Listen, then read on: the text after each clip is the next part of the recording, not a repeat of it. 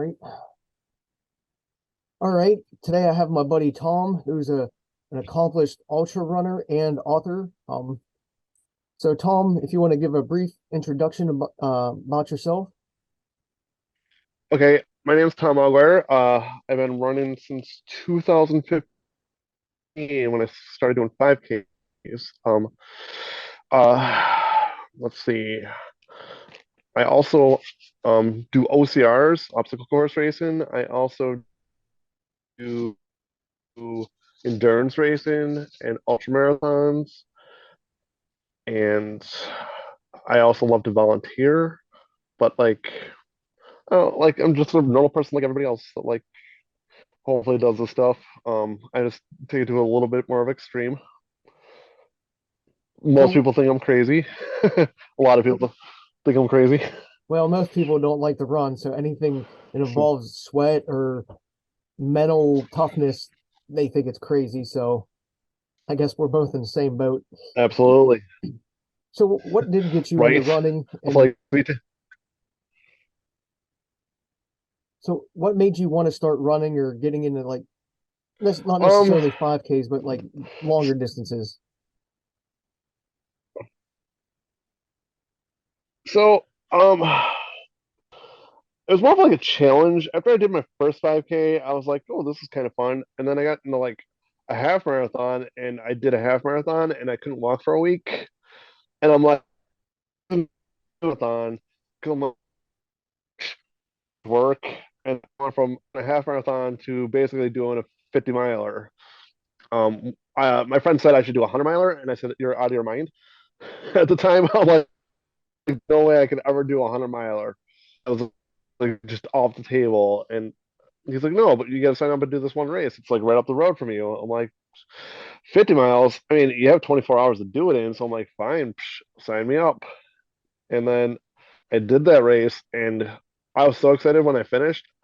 It was the dumbest thing. I really try not to be like a metal whore, but I I was so happy. I'm like, oh my god, like the medal you get from doing like finish on the $50 is gonna be like the biggest thing ever, you know. And they give me those like a little coin, and it's like the size of like something you put on your keychain.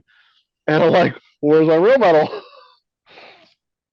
They're like, no, that's all you get. I'm like, oh. But I was like, and I'm like, seeing the people there doing the 100 miler, I'm like, saw those buckles, and I'm like, ooh, that is maybe something I want to try to do. Yeah, because if most people don't So, understand, like and 100-mile races, the buckle is the goal. It's not just the finish, but it's to earn that buckle. And I guess that is the standard for 100-mile is to earn a buckle and not just a medal that you hang on a wall. You want the buckle. right, you get that buckle, that first buckle, and you're like, I'm like the baddest person in the world. Then like I showed it to everybody, and like nobody even knows what it means. And that's like the funniest thing. But like and like the blood, sweat, and tears that go into that wearing that buckle. You can wear a medal for a day, like your marathon medal. Like, yeah, it's cool you get to wear it for a day, but like after that, like nobody really cares. That buckle, and you can wear it all the time. Like it goes good with anything you wear. It also Um, keeps your pants up and too. some buckles like because it also gives your pants up too. But like now I have like a pretty good collection of belt buckles, and like it's I was hoping to get some more this year, but we'll see. So you've done a lot of, well, I want to say probably like 15 to 20 100 milers now, just by looking at your resume. Which one was your favorite or the hardest or both? Um, my favorite was actually the Hurt 100. I did that this year. I got into the lottery really late, so I didn't really have that much time to train, and like I had a whole upheaval in my life, so I didn't really have the time or the money to get out there. But like it it just worked out that I was able to go. I mean, I basically had zero chance of finishing it, but it was it was one of the hardest things and one of the coolest races I've ever done. And the people out there were amazing. So I'm hoping to get back out there and do it again. But like if you ever get the chance to go to Hawaii, to like you just gotta walk the course or try and get into that race. It is like on bucket list of ones I want to finish now. No, no, why would you say it's on your So, bucket list? Like just because of the terrain or just because it's Hawaii or hard or um, because I know like if I would put like if I put in the effort to put like for the actual training for it, I probably could have finished it. Um, it was hard going out with a crew and like just the whole logistics of doing it like didn't work out here. But it's one of those ones I know I could finish if I just put in a little bit more effort. So I want to get that like off my bucket list of ones I finish. It's kind of like Eastern States too. Like I've tried it twice so far, but like both times, like it just didn't work out. Actually, last year, I think you were gonna meet me up there, and I think I DNF'd right before you got down there. yeah, I got there And late I because DNF'd at mile 63, I think. yeah, I got there late because I did a race and then And I, I don't think I even got up till like midnight, not even know where I was going because I've only ran that race once. So for me to even oh, try to find an aid station in the middle of the night, I'm like, I don't know. right? It's and it's not like some of these courses you do, they're like laps, you know. And Eastern States is a big giant loop. There's no point in the course where you actually like hit the same point twice. So like you're running it, it's like a big loop, and there's like never any like signal down there. So like that's one of the things you gotta like worry about Yeah, not I having think signal, my directions were especially for your crew. from Ben. It was just go straight on this road and make the only like right, and then you'll find it eventually. And that was like a half an hour, 45-minute drive in the dark. Yeah, it's that is one course. I like want to do it again. It's just not gonna work out for at least this year. I know I can't do it. I don't even know if I can do it next year, but it's one of those ones I want to try again. I know I can finish it. I just keep like I get lost on that one, and it's one of those things like you put your head down real like and like not you're not paying attention, and you can get lost real quick. You get into like that lull, you're following the trail, and it happened to me twice so far where I like the first time I did Eastern States, I got so lost. I think the sweeper passed me, and they didn't even know I was on like doing the. It was bad, Yeah, it's definitely but very yeah, remote. that one's a very remote. Now, I know one of the races that you've done is the pistol race. I think down in Tennessee. Oh yes, that is an awesome race. Um, it's a 10-mile loop, and I did it 2021. It was a virtual race, so they're like, oh, you got like all month to do this race, and I'm like, all right, so I signed up and I did it. I just did the virtual one around my house. I'm like, yeah, like they have the buckle, and I'm like, wow, this is a really cool buckle. Like, and then like all the swag you get, I'm like, I gotta at least like check out this race for real. So then in 2022, I went down and did it, and it was it was a crazy race. I loved it. I was hoping to do it this year, but it just didn't work out. But that's another one. If like you get the chance to do it, each distance has its own buckle, and if you get all the distances, you get like a special like its own case for all your buckles and everything that you get. It's definitely worth checking into if you ever get the chance to do that one. And like the aid stations are amazing there too. But I'm not a huge aid station person, but like they're like one of the best ones I've seen. Yeah, because the reason why I want to do it is because the buckle itself. Getting back to the buckle thing, they got like pistols. I know some people aren't all about Oh guns, yeah, but it's just cool to see like how it's like molded into the buckle. It makes it so much bigger, and that's just I'm a gun guy, so it just sort of draws to me, I guess. right. And that was the worst part about this year is I was supposed to have two other people come down with me and do it, and they both bailed on me. And I'm like, well, like it just kind of sucked, but I want to do it this year, but it just didn't work out. And sometimes like you take those DNSs, like and it sucks, but like it's not worth getting hurt over. And that's like another thing I learned over the years. Like sometimes like just you got to chuck up the loss and just walk away while you can still walk. Yeah, I tell people that all the time. It's sometimes even during a race, you set your goals so high, and then you just say, "Hey, I'm not going to, finish where I want. Time to step back. I got to go to work on Monday. I got to support my family or just look at my health for later in the year." And sometimes that's hard to do, but it's as I get older, I realize it's the right decision. Oh yeah, absolutely. Like that was one of the things I learned. It hit me hard because there was a time where like I might not have ran again, and now it's like I cherish every race I get out there to do. This is for fun. A lot of people don't like they don't understand that anymore. They think it's all about the PRs and going for the buckles and all that other stuff, or just like showing off to your friends. And it's like no, like at, at the end of the day, the only person you're trying to impress is yourself. Like all these buckles and stuff, they're not for anybody else. They're for me. And like all the accomplishments I've done, like nobody else knows what I've done, and it's really hard to explain to them like some of the races I've done, and like some of them are made up because they're just that hard. Um, Yeah, I mean, like one of the things, I sort of feel the same way like one of the because, things like. well, go ahead. Oh, sorry, I didn't want to cut you off. But like the trifecta, like that's like one thing. Like most people don't even know what that is, and at the end of the day, nobody like trying to explain it to people. Like they just don't get it, and unless you're racer, even if you are like an OCR Spartan racer, you still don't know what the trifecta is. You know what the trifecta is, but most people don't know what the trifecta is. And that's like when you do the ultra, the hurricane heat, and the 12-hour hurricane heat all in the same weekend, and it only happens like once in a blue moon, and very few people have ever finished it. So me and Cullen are one of the two people from our area that have ever finished it. That was Yeah, like one of the greatest things I've ever like. I feel one of the greatest accomplishments of my career as a runner.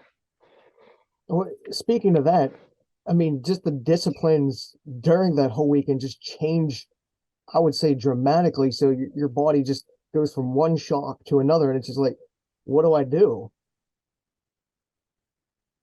Oh yeah, because like you had to be able to run a Spartan Ultra in the amount of time on a 12-hour event in order to finish and do another event right after that. So like you're going back to back to back with like you're lucky if you even get a 20-minute break. That was insane. And then we did the sprint on the Sunday. So like we call it the quadfecta because we did 4 events in 2 days. Well, 3 days because we started Friday at 5 o'clock. But like going into event, and you're basically not even getting sleep. You're like if you get like I don't think we had time to rest. When we finished the ultra, I think we grabbed our belt buckles and we went right into the hurricane heat, like without even changing. We were still covered in mud. Yeah, because that would be one of the biggest things would be lack of sleep because like I know with like hurricane heats themselves, they want to push your limits. So it's basically like military style. Uh, you're going to suffer, and you're Oh going to yeah, maybe 10 minutes of that, and that's just because we're switching evolutions. it's funny because like so you did we did the hurricane heat, the 12-hour first, then we went to the ultra, then we did the hurricane heat. So with hurricane heat, it's supposed to be the easiest of all three. And like at that point, like we were just like doing low crawl, and I'm like, I'm gonna die, like just low crawling, and like we are just like doing stupidest things, and I'm like, I can't do the like I was in tears. I'm like we're so close to the finish line, and like it was the dumbest thing ever because I'm like, I don't have the energy to finish this, but like somehow you just dig deep and you finished it, and like you look back at it like years later, and like I remember in the moment, like I was just in tears, like why am I doing this to myself? Because like you finished two of the events, like you're already like one of the top athletes. Like to finish all three, like there's no like there's a point where I'm like, I don't have to do this. but like somehow we did it. We just me and Cullen stuck together, and then at there was five of us that finished total through the whole weekend. And now we're all best friends basically for life. So like that's like one of the greatest things that like we've done together. And then like all of us went back into the death race, and like that's like it stemmed from that. So that's another thing that like branched off from that too. Doing the trifecta like led to the death race. Well, me and Colin DNF in the death race led to the trifecta, and then going back to the death race and finishing it. Because I'm like, if I finish the trifecta, like, of course I can finish the death race now. So speaking of the death race, the Spartan death race, it's basically Jodison is, torture weekend or days, whatever amount he decides what's going to happen, what you're going to do. How was that experience? Just not even just like the DNF part, but just growing as a person.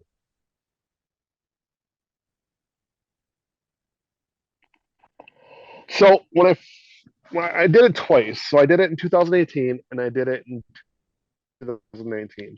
The first time I did 2018, I just had a goal of lasting 12 hours.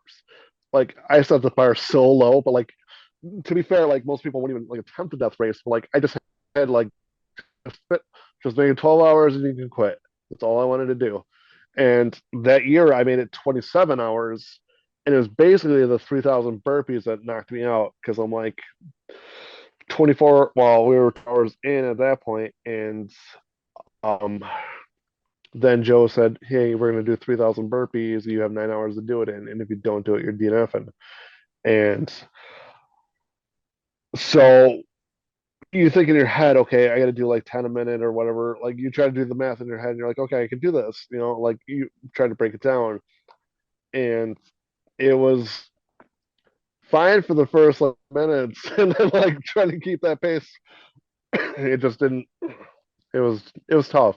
And then like mentally, like you just see that number of 3,000 and you just start breaking down, find every reason to quit. And eventually I just quit. So I went back in 2019 and I after 2018 I promised that I would never do this again. I'm like there's no reason to try this again. And so my friend, Amanda from Doing the Trifecta, she suckered me into doing this and we're gonna be teammates. And no, okay. Uh, wait one second. So she suckered me into doing this, and my goal was to finish and give my friend who wasn't able to go get him the skull, and he would get me the skull next year. And that was like the whole reason I wanted to finish this. And so I pushed harder than I have ever pushed myself in my life, and like I just wanted to finish to give this my friend his like the devil because I'm like I'm doing this for you to show that I can do this and you're gonna do it again and give me your skull. And he still hasn't done it yet, so technically I'm out of skull. But Kimball, I still love you, so you'll get there. Well, Um, I mean, but like, it's more about the experience at that point that you're going to take with you the rest of your life than, I guess, the memento. oh It's yeah, it was. Oh yeah, it was definitely life changing. Like I am not the same person I was before I did the death race, and like they say, like you may die during it, and like yes, a part of me did die, but like a part of me was reborn doing it. I like the confidence boost of doing it and finishing it. it was it was definitely life changing. It was funny because like I'm a soccer coach too. Like I was coaching like I think at the time it was like 10, 11, 12 year olds. And so like I finished the death race and like I had like a soccer game like that Tuesday coming back and like like hey like telling my kids like hey like I just did this like you guys can like show up and you want. And like the sky's the limit. And it was kind of cool, like how much they appreciated, like my speech after the death race and how much it affected them. Like even years later, the kids still remember like coaching them. So it was pretty cool. Yeah, it's always good when you get to motivate kids or be an inspiration to kids when you do something like that and they actually get to see it and maybe not necessarily understand what you went through at that age, but as they grow older, they're like, wow, I know a guy that did that. Maybe it inspires Yeah. them to later on try the same thing or push their limits as well. Oh yeah, just even if you push a little bit, like it's amazing. Just that little bit of push will, it opens up doors. Like if you had told me 10 years ago that I would have finished the death race or even a 200-mile race, like I would have thought you were out of your mind. I didn't even know what an ultra marathon was 10 years ago. And Now, to finish now, as many as I've done, like it's now you had to bring it up. I had it sort of planned, but you already or even to mentioned be you just mentioned the 200 miler that I know you did in the fall. Um, how was that? yes. Because I know it was over like you had I think 5 days to finish. You had 6 days to finish it in, but like it take 6 days. It could have even been seven. I don't know, but like my plan was not to be out there that long because I'm like that's way too long to be out there. I didn't really have a game plan going into that race, except for like I at first I didn't want to get a hotel because I'm like I'm just gonna sleep in the back of my truck, and it'll be okay. And it was so cold the first night. I'm like, there's no way you can just stay outside in this. It was, I think it was in the 30s at the time. Oh, that was rough. And my whole game plan just went out the window the first day. Because I'm like, I want to do like 50 miles a day. And it turned out I did like 65 the first day. And I'm like, oh, I'm going to like do this, this, and this. And like my whole plan went out the window. Whatever plan I thought I had, it just completely went out the window.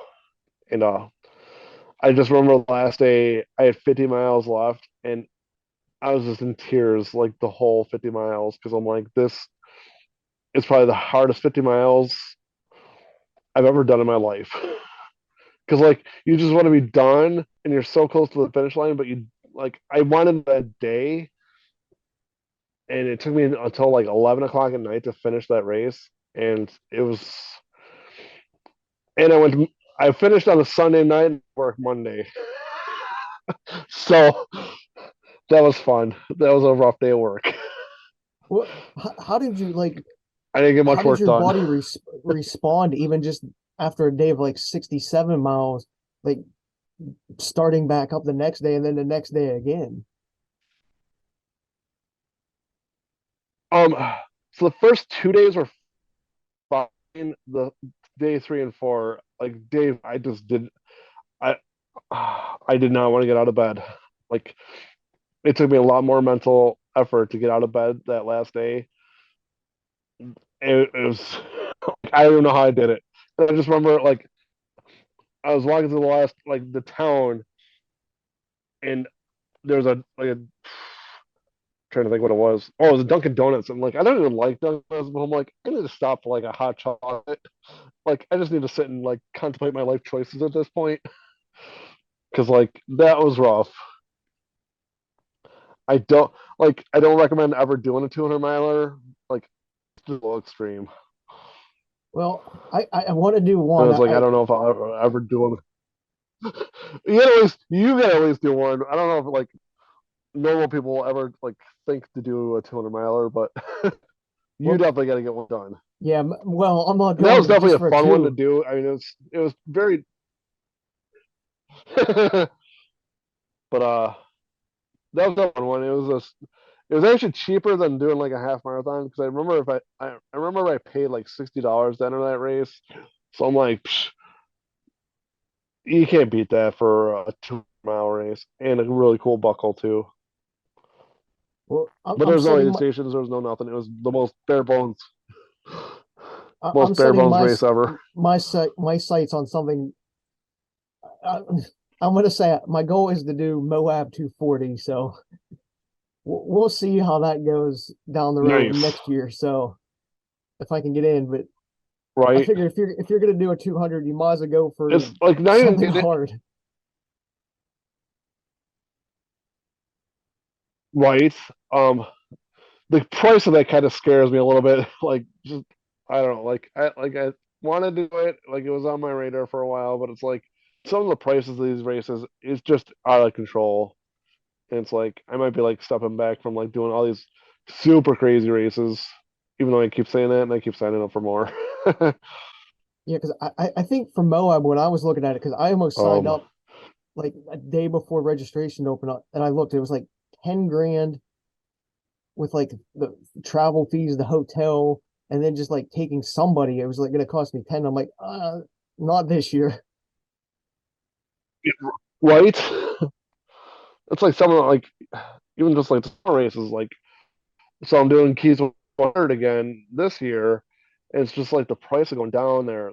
And you're not even talking the race entry fee. You're just talking like you need a hotel the day before. You need your pit crew because like this one you need a pit crew and like all the like logistics of going down there to do this race. You're talking at least a couple $1,000s to do this race.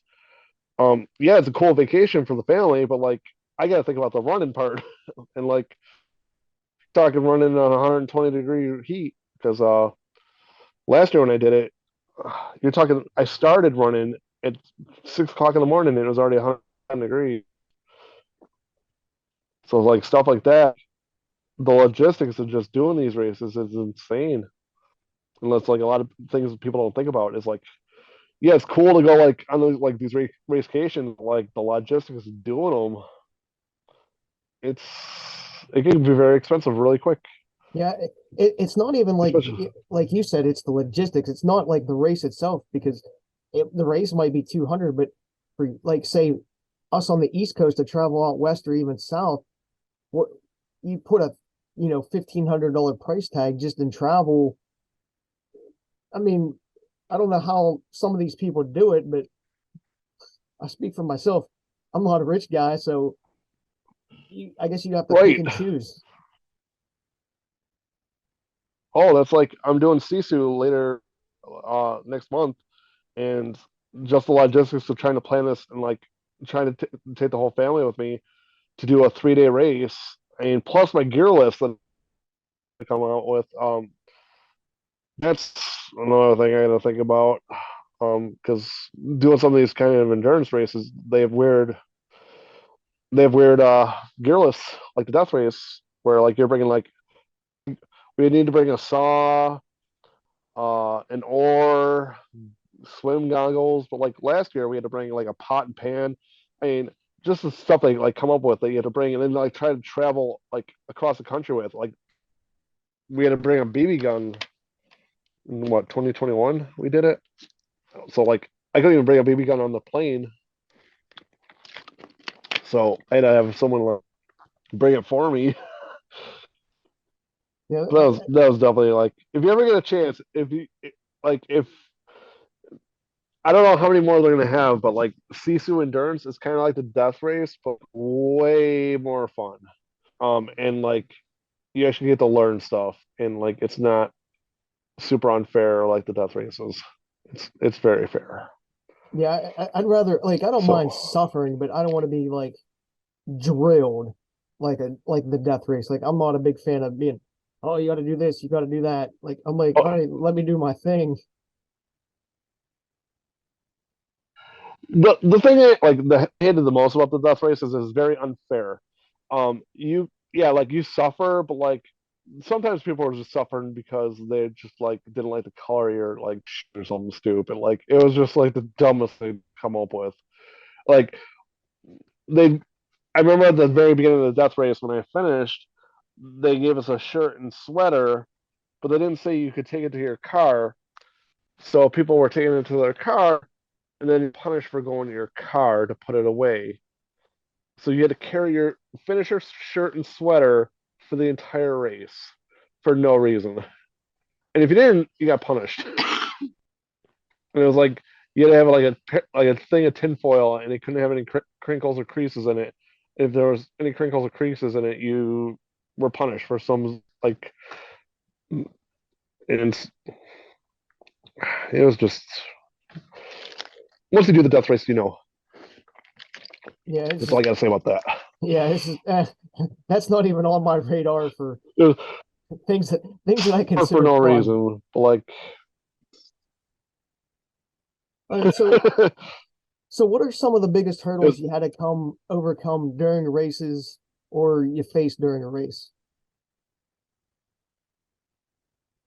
um.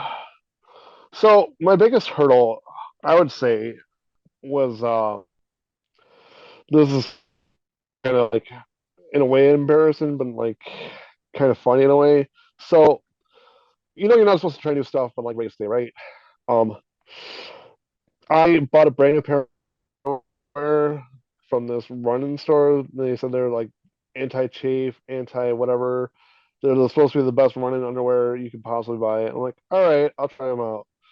And it was in a Go Rock HTL, and that was the worst idea I've ever had in my life. I chafed so hard, so fast.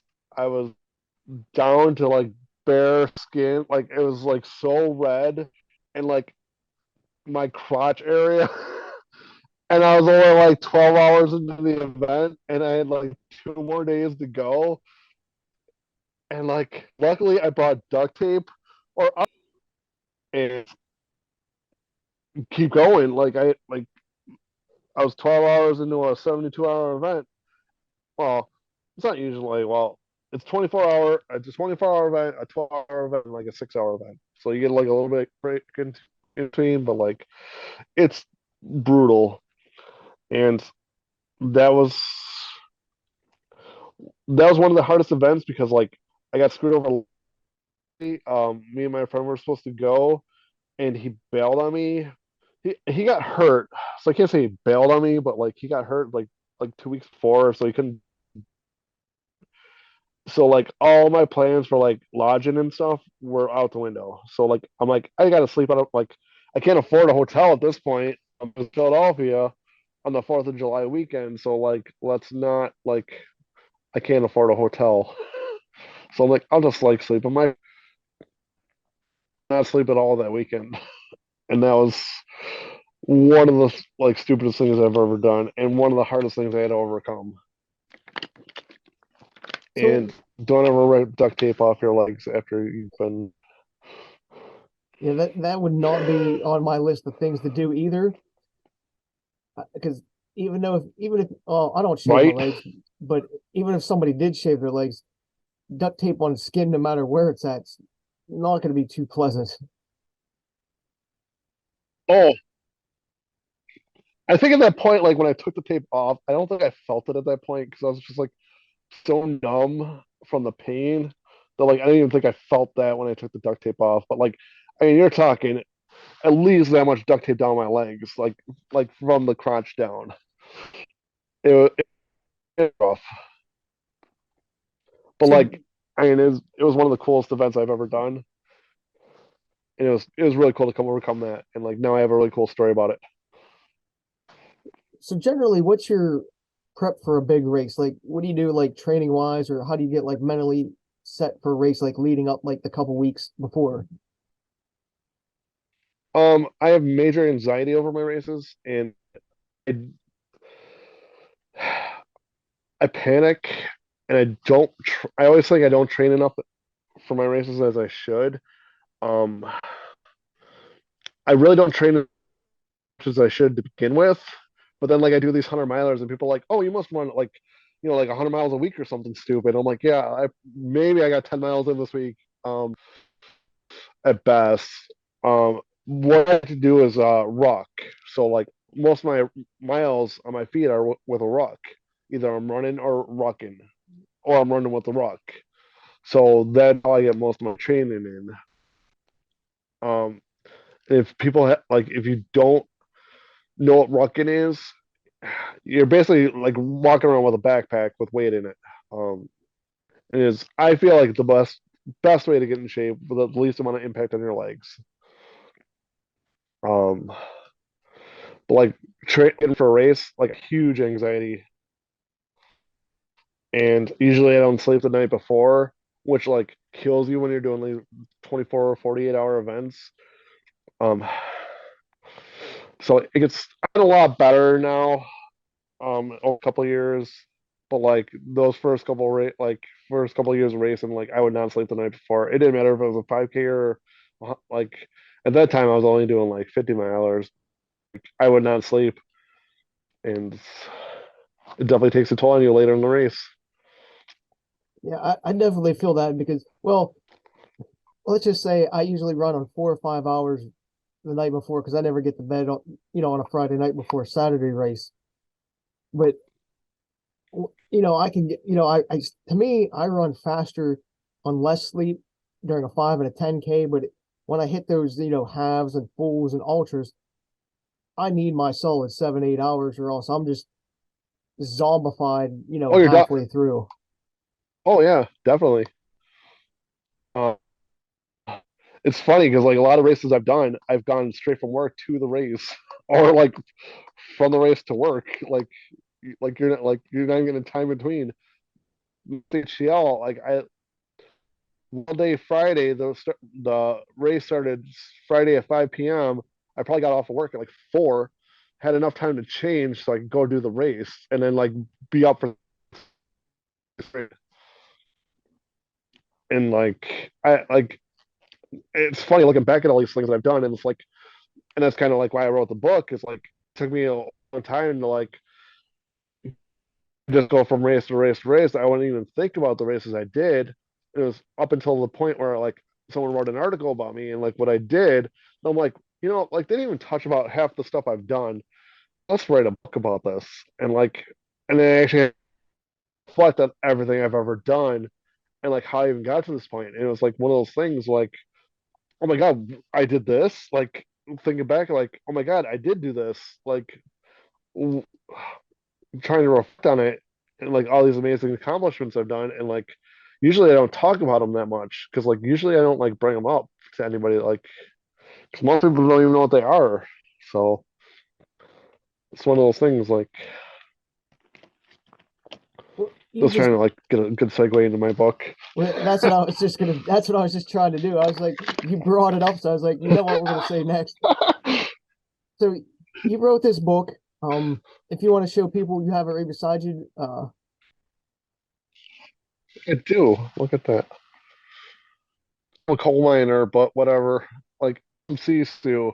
So it's like one of those pictures. Like if you look at it, like so I have my headlamp on. I have my like super little reflective vest, my rock, and like we've been doing burpees in um out in California where like they had the forest fires, so like I'm covered in soot. Um, and that was like the most craziest thing I've ever done too. You're just like in this, you're just going down for the burpees and that, and you're just in soot.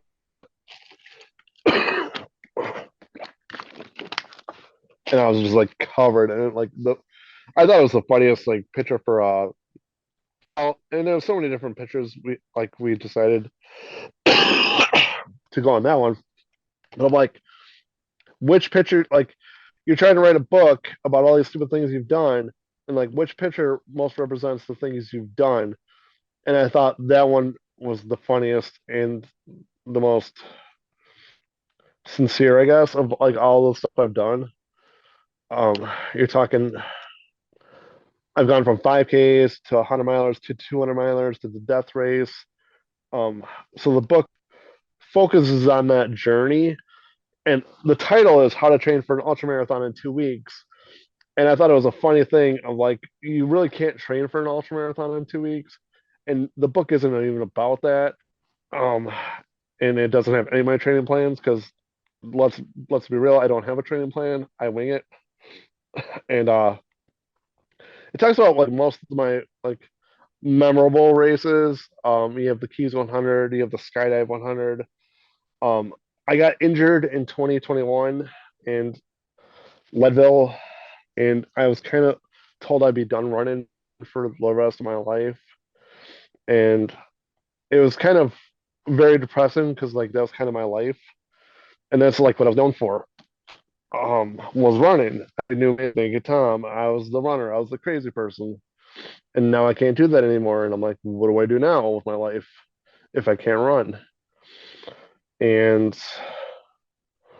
it took it's kind of like I withdrew. I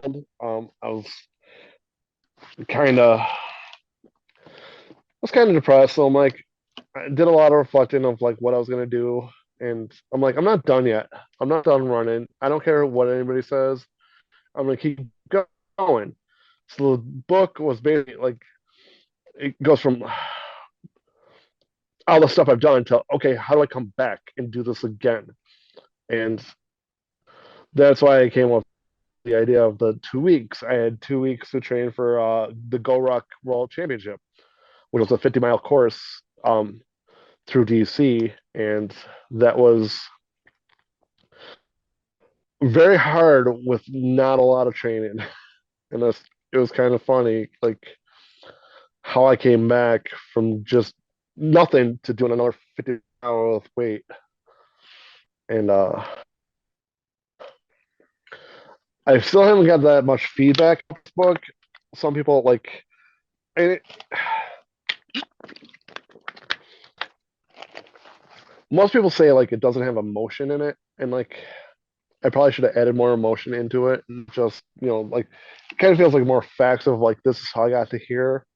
So like if I do write another book, I'm gonna put a little bit more emotion into it. Well, So, each but book, like each book, I guess, it has, has its own little, well, a story within its story. So like you're telling it, from start to finish, like this is what I did, this is how I did it. But a lot, I know, I will say this, a lot of running books that I read, they throw in like training plans that take up half the book, and you're like, and they're trying to read them. Well, I listen to more audiobooks than read, and yeah. I they're, was gonna work on an audiobook too at some point. It's on the it's bucket just list. like when they're trying to tell you what they're doing, like in training plans and stuff, it's just like, I'm here for the story, not the training plan. So like if you have the substance, I guess once people start, the hardest part is getting people to start to read it, and then the word getting out. It's always the hardest thing to do. So if you have a good story, it's always going to be, I don't know how to put, like, a good story is always going to take care of itself in the long run. Right. Oh yeah, definitely.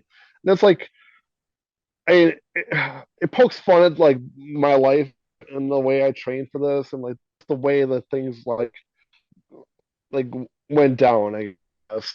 Um it was more hodgepodge like everything in my life. Like I went from like doing 5Ks to like doing a death race. And it's like there's that transition of like, hey, some people go from like this little pattern of like, I want to do this. And like one day I was like, hey, let's do the death race. Like that's basically how the whole book goes. And like I wanted to write a book about what I did. Um, and hopefully inspire some people to be like, hey, this this idiot that doesn't even know how to run did this and this and this. Like, okay, what if I could do that? Because I mean, I never really thought of myself as like a runner up until like probably a couple years ago. And I've done like these crazy races, but like I still never really consider myself a runner. I just did it for fun. And you have people like that are super serious about it. And I'm like, I just do this for fun. Like I'll show up for a 5K dressed up as like, you know, like Goku and all these stupid things that I've done. Like I'm the person that rucks, in the hardest race in the world, and I have a Pokemon on my back. Um, that was like when I did a Green Beret selection, which was supposed to be the hardest race. Um, well, the hardest endurance race in basically the U.S.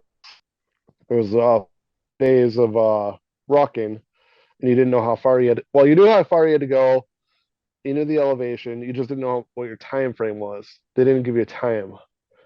You had 4 days. The first days they tell you at the end of it, pass or fail. Then you go on to the fifth day, and I missed finishing, I was in the top three.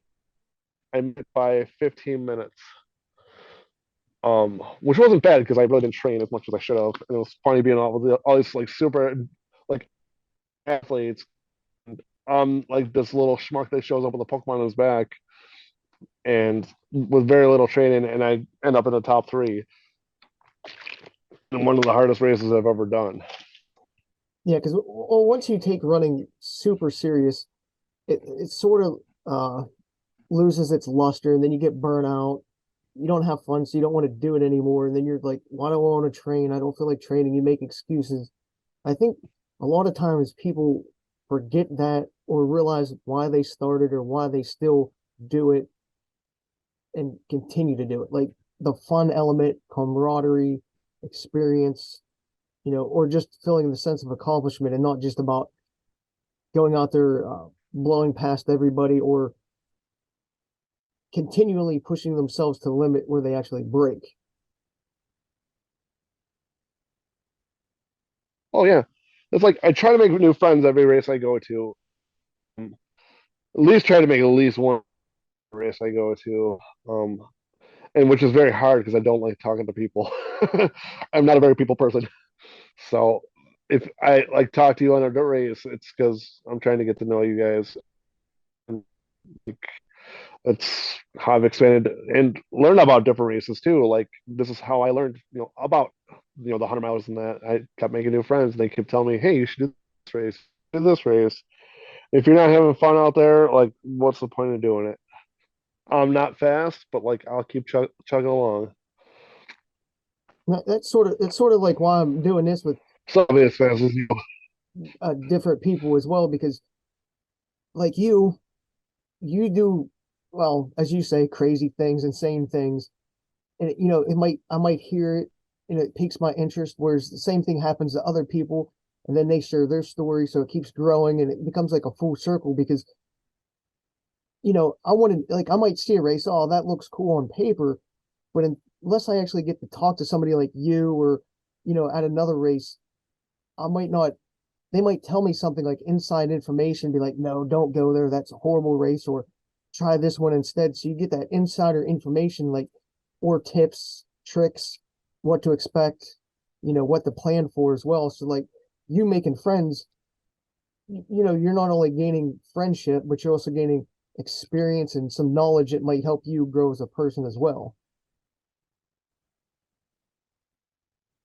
Oh yeah, definitely. Because like everything I've like learned from the beginning of what to do while I was running, like I just do the opposite now. Like everything I like learned or was told when I first started running, it was all wrong.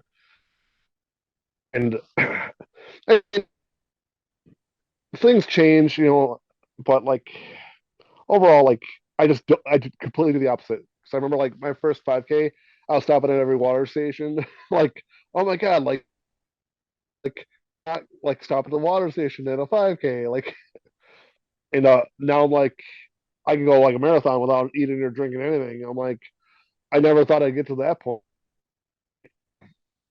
like doing 100 miler and you're like 50 miles in before you even start to like take calories in and totally be okay with that. I never a thing.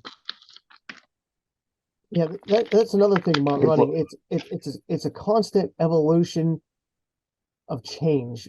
You might be setting your ways, everything works this time, but next time it doesn't. So you have to switch things up or you pick up some new information, maybe a new shoe comes out or a new piece of gear, that makes you go to that next level or prevents an injury. It's just like a constant evolution type athletic event, I guess.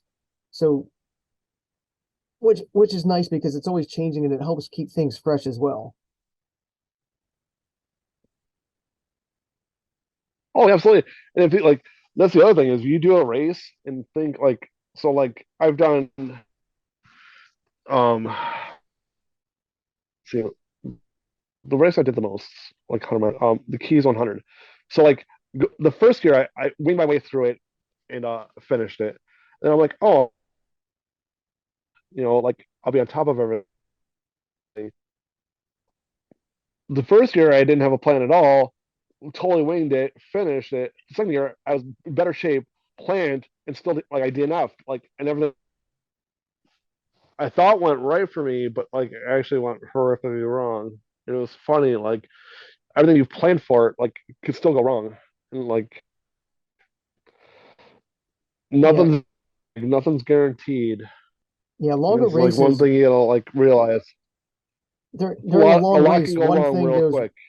one thing goes wrong, it sets you back, or it just, like you said, DNF, like it just compounds, and there's like anything over like a 50K, I think, you can push yourself through 5 or 10K, half marathon, marathon, things can go wrong and you can push through. But once you hit those longer distances or you do a trail race more so than road, things get compounded very quickly, and you could have that runner's high, for 20 miles, and all of a sudden at mile 21, bam, your body just is done.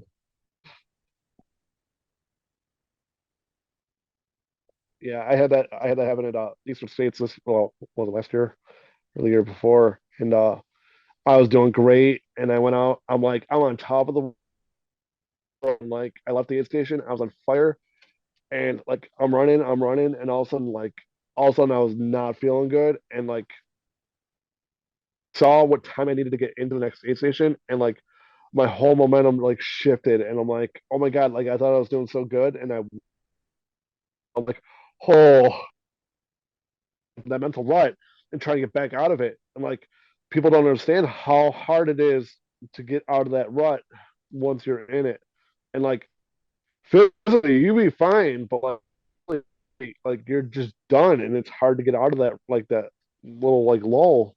So that's another thing people don't realize in these 100 milers is like, yeah, you might be doing, but do you have the mental capacity to stay on your A game the entire race, or come out of it if you don't try to like turn things around? Because like there'll be points in the race where you can turn it around and you can still finish, but if you don't have that mental clarity, I guess, and you're going to DNF. So what piece of advice would you give the people that want to try an ultra, or maybe go from a 50K to a 50 miler or a 100 miler? Um, train is my biggest one. Don't be like me and just sign up for things and then like wish for it. Um, definitely get some kind of game plan. Try like nothing's ever gonna go perfect. But the more things you have going right for you, the better you are. And just remember your why while you're doing it. This is for fun, and at the end of the day, the only person that matters is how you feel at the end of the day. Um, and like sometimes you do it for your family and that, but like sometimes I don't care. Like that's another thing. Like um, there's a point where I was trying to do this to impress my family, and it's like they wouldn't show up to a race, and it's like how disheartening it is when you get first place in a race and like your family won't show up.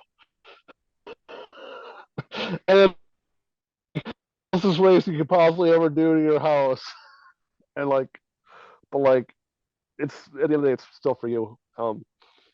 Like when I first started running, it was to impress my kids and show them what I could do.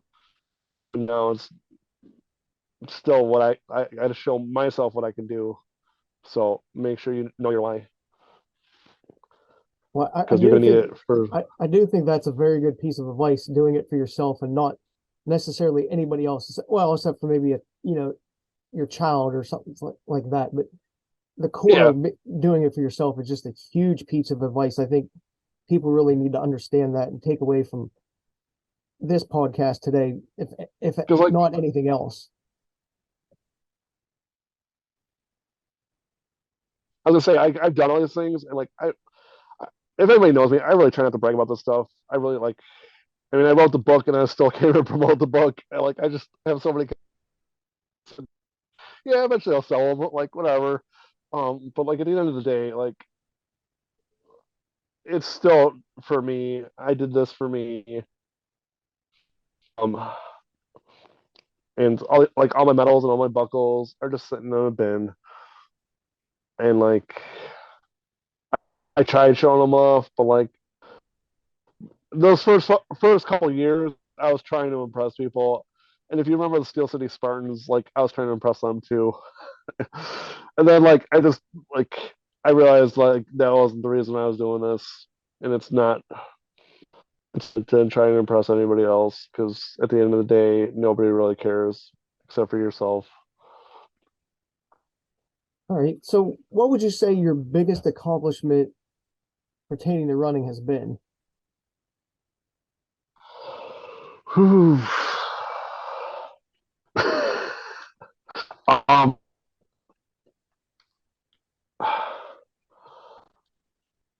my, I guess, I guess the death race in my accomplishment. Like, there's been a couple like small little victories. I just like these little races. Like, do you remember the like the oh God, I can't think of it. The Ohio. Oh, the Black Swamp Dash. So you remember the Black Swamp Dash, right? The OCR race. I know of it. I never got to run it, but I've The seen pretty much. Yeah, I mean, I know. yeah, Yeah, you know of it though. Yeah. So it was funny because like my biggest for me stupidly like my biggest was like doing the race with my kids. It was the first OCR they could ever do. That was like an adult course because like at the time they couldn't do the Spartan racing with me because they weren't old Spartan racing. So we found this OCR that they could do it with me and actually like do the obstacles. And I'm like, all right, well we'll do this for Father's Day. And that was my Father's Day present to myself. I got to run with my two kids and Josh and Alexis, and that was probably one of my happiest moments of running is like doing this little OCR race in the middle of nowhere and having fun with them and just getting super muddy. yeah. It's going to be a recurring theme with me bringing it up, as you just touched on, getting your kids involved and making it a family activity. As I said yesterday when I was talking to some people, getting your family, active and not just sitting around a TV, or just eating fast food is huge to me. Just when it becomes not just family activity, but family time when everybody's active, enjoying themselves, maybe pushing their limits a little bit or just getting out of their comfort zone is just something really huge in my eyes that, I enjoy seeing and hearing people talk about when they actually get their family involved and, as an extension, friends, coworkers and stuff like that. Oh yeah, absolutely. Like they don't do it as much as I want them to do it, but like they they got older. They're teenagers now, so it's like it's tough trying to get them to do anything with me. So like I'm happy when they like I just get to spend time. So it's when it's like you divorced and then dealing with that too on top of all this. So like it's been a ride. It's been fun, but like I'm sure they'll cherish those moments looking back at it. They'll cherish it as much as they did, and just getting out there and you know doing crazy things and like seeing all my adventures of like what I did and like just traveling with them. Like they'd go to my races. Like my daughter used to come hunt me. She was my pacer for the last 3 miles. She didn't know she was gonna be my pacer for the last 3 miles. She thought it was only a mile, but hey, what you get for not looking at the course map. Well, I'm going to coin the phrase So like now. just If nobody's uh, ever said it, memories over money.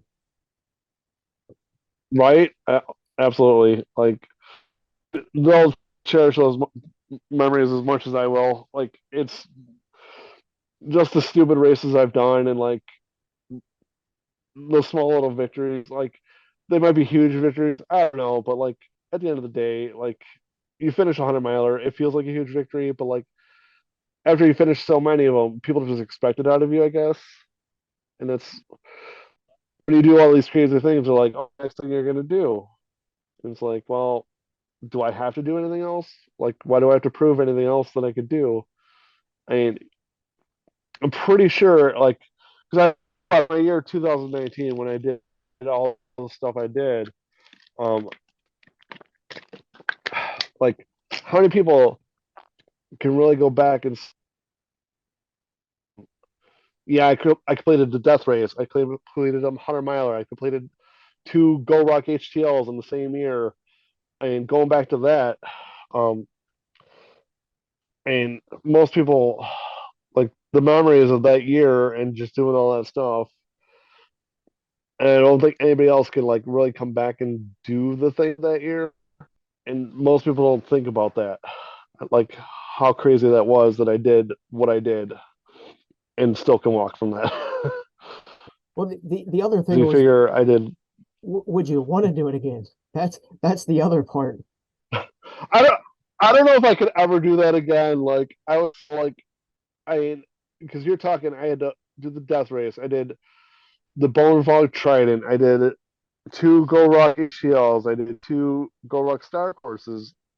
Um, I did everything you could think of in that year, and like finished it all too. 100 milers. The first was like I got placed in my first Go Rock ball, my second Go Rock, and that was a huge win, especially on like one of the hardest courses I had. So that was insane. And then plus doing OCR racing, all that, and just I don't think I'll ever do that again. I don't think anybody else can ever do that. I want to see someone try though, I don't know. Yeah, because like you said, because like you know, how many people actually would want to or put themselves through that? It's just such a right? small minority group. It's hard to find Because anybody you're with. talking, you need the discipline of running 100 miles and then like doing all the stuff for the death race, you know, the mental, physical, like exertional HDLs, like the physical strength you need to do the HDLs, the speed you need to do the 100 milers, the speed you need to do like, well,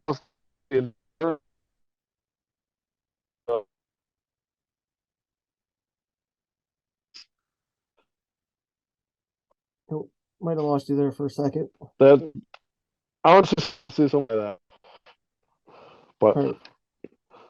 that's not to Um, like toot my own horn. That like I was just stupid at that time. Like I think that's the reason I finished it. It's because I was just stupid. hey, you finished. You made memories. They're gonna stick with you for the rest of your life. So that's more than what they say is its weight in gold. So do you have any other big races planned for this year? Oh, oh, lost them.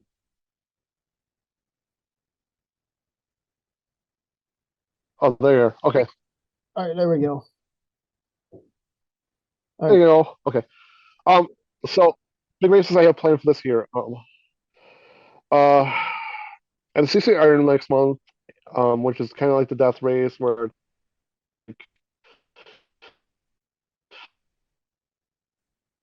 a whole bunch of like weird things you have to do for days. And World's Toughest Mudder. I'm very excited for my first World's Toughest Mudder this year. I was supposed to, so I signed up for the Spartan Unbreakless, and somehow I signed up for World's Toughest Mudder last year, thinking it was this year, and I didn't get to do it. So I'm very excited to do that this year. I have 100 and couple. I'm gonna try and get back into Spartan racing again, so I should be there for Killington Ultra. We're gonna try that again, and I don't know, like play it by ear this year, I guess. Other than that, Well, toughest mudder is a huge thing. So that for most people is like a race, a thing that they're going to train for all year just to be able to like get to the start line. So it's a year long process just for that race alone.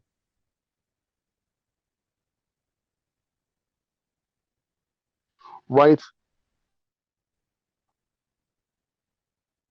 All right. I'm So excited to try it because I haven't really done any tough mudders yet. So I think I am signed up for the the Pittsburgh one, the tough, whatever that one is.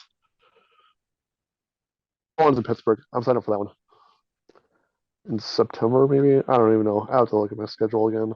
Yeah, yeah, I think they moved it up to September. It used to be in like October, but it got moved up a couple weeks this year. Yeah, So hopefully it'll be warmer because that race in Pittsburgh, toughest mudder, whether it be the normal tough mudder or the toughest, is cold every year for some reason. It it just the way the weather is every year doesn't matter. It could be 60 all week and then it's like 30 day of race. So hopefully this year it's a little bit warmer, being moved up a couple weeks.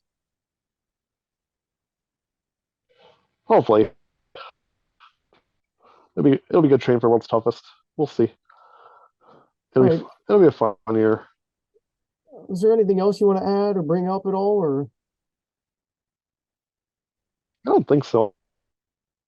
I think we covered a lot of bases here. yeah, I think a I couple guess if things you want to I buy my book, it's on Amazon, and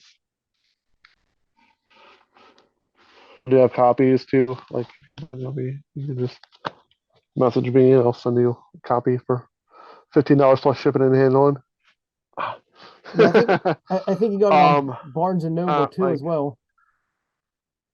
Barnes and Noble too. Yeah, yeah, and like I've done some crazy stuff in my life, uh, but like most of all, like I had fun doing it, and even like the book, it's just poking fun at all that stuff I've done over.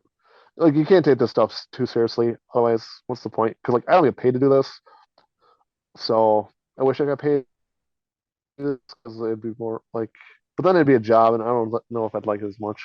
So just have fun with it, and you don't know what you can do until you go do it.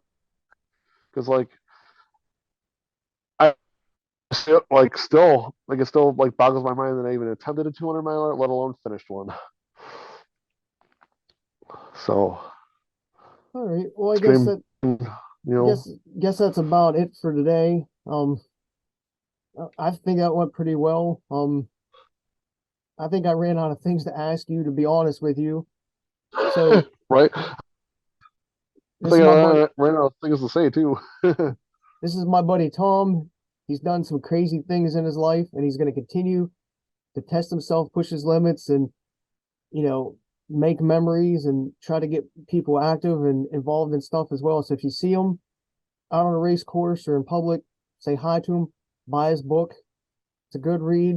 I don't know. I don't know what else to say then. Right? I guess I'll just leave it on that, right? Okay, take care. All right. Hope everybody enjoyed my story. Keep on trucking, I guess. All right. I'll see you soon. We'll talk to you guys later.